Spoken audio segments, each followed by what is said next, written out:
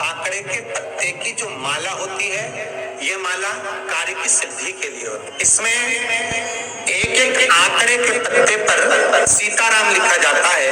मात्र एक पत्ता ऐसा होता है जिस पत्ते पर सीताराम नहीं लिखा जाता। 108 पत्ते में से एक पत्ता, बस उस पत्ते को हथेली में रखकर उल्टा हाथ आपको रखना है और अपनी कामना कर कर उस पत्ते को बांध देना है। ये जरूरी नहीं है कि 25 के बाद बांधो, 50 के बाद बांधो या 100 के बाद बांधो, आपकी मर्जी पड़े। उस खाली पत्ते को कहीं पर भी बांध दीजिए और उस माला को अपनी कामना कर कर श्री हनुमान जी महाराज को समर्पित कर दीजिए महाराज। इसके लिए कोई तिथि, कोई दिन, कोई वार निश्चित नहीं है। बस ये माला जब हनुमान जी को चढ़ जाए तब एक घी का और एक तेल का दिया हनुमान जी के सम्मुख में लंबी बाती का लगा देना महाराज, और अपनी कामना कर कर आप आ जाइए। आपकी वो कामना 2.5 महीना या 3 महीना, इससे ज्यादा नहीं जाएगा, वो कामना बाबा पूरी करेगा। क्योंकि शिव और हनुमान ये सब एक ही स्वरूप है। ध्यान दीजिएगा, पंचमुखी हनुमान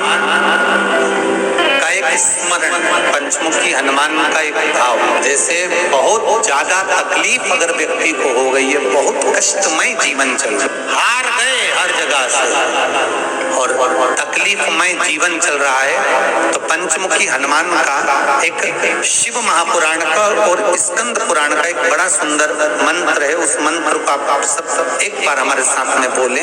ओम नमो हनुमते रुद्र अवताराय सर्व शत्रु संहारणाय सर्व रोग हराय सर्व वशीकरणाय रामदूताय स्वाहा।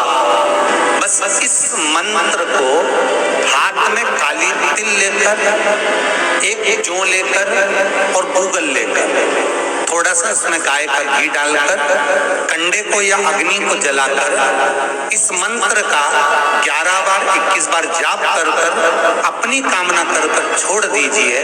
कैसा भी रोग हो, बीमारी हो, कष्ट हो, दुख हो, तकलीफ हो, 21 दिन के अंदर वो आनंद आना प्रारंभ कर देता है।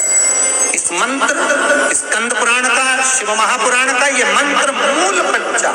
यदि कोई काम के लिए जा रहे हो, कोई व्यापार के लिए जा रहे हो या नौकरी करने के लिए जा रहे हो और लगी नहीं रही, बहुत तकलीफ पा रहे हो, सर्विस ही नहीं लग रही, बहुत कष्टमय हो गया, तो निवेदन करूंगा 5 पीपल के पत्ते पर बेसन के 5 लड्डू घर में बने हुए, गाय के घी के 5 लड्डू रख लो। उस लड्डू के बीचों बीच एक आटे का दिया और उसमें तिल्ली का तेल डालकर इसी मंत्र का प्रयोग कर कर पंचमुखी हनुमान का किसी भी हनुमान के मंदिर में जाकर, दक्षिण मुखी हनुमान के मंदिर में जाकर उसको रख कर आ जाइए। इसके बाद आप उस काम के लिए जाइए, आपका काम सफल हो जाएगा। आपको किसी को नहीं कहना पड़ेगा कि हाथ जोड़ना नहीं पड़ेगा, किसी के पाँव नहीं पड़ना पड़ेगा, तुरंत काम। हनुमान जी के एक भाई का नाम है गतिमान।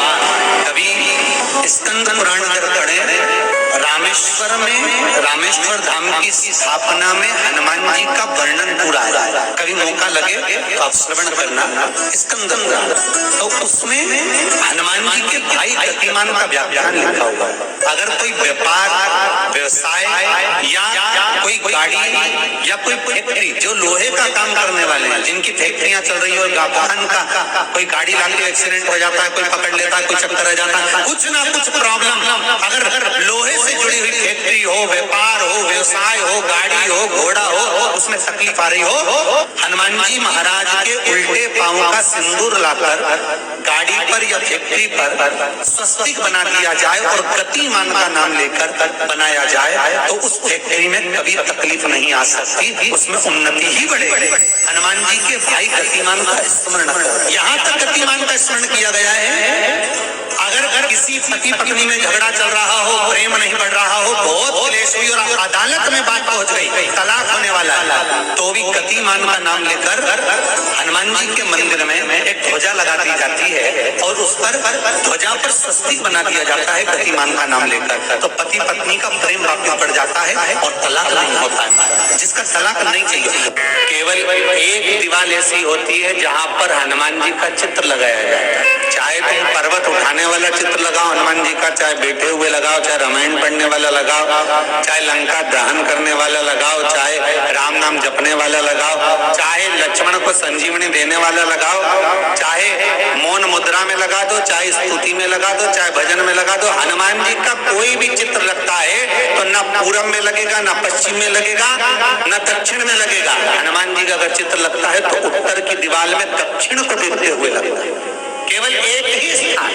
जैसे पूर्वजों के चित्र को, पितरों के चित्र को, गए हुए हमारे जीवों के चित्र को दक्षिण में विराजमान किया जाता है, उसी तरह हनुमान को उत्तर में विराजमान कर कर दृष्टि दक्षिण में कर दी जाए। घर में हनुमान जी के जितने फोटो होते हैं उसको केवल दक्षिण दिशा में लगा और उत्तर दिशा में लगा बिठाते थे, और दक्षिण की ओर उनकी दृष्टि होना चाहिए, दक्षिण की ओर उनका मुख होना चाहिए।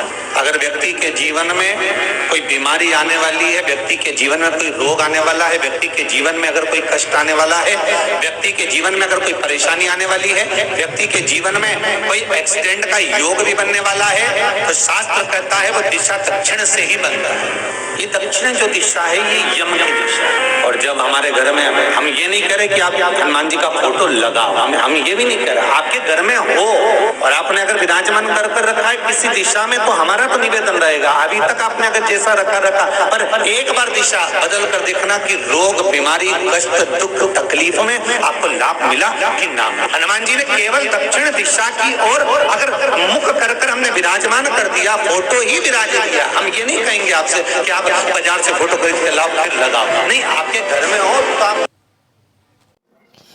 वीडियो पसंद आई हो तो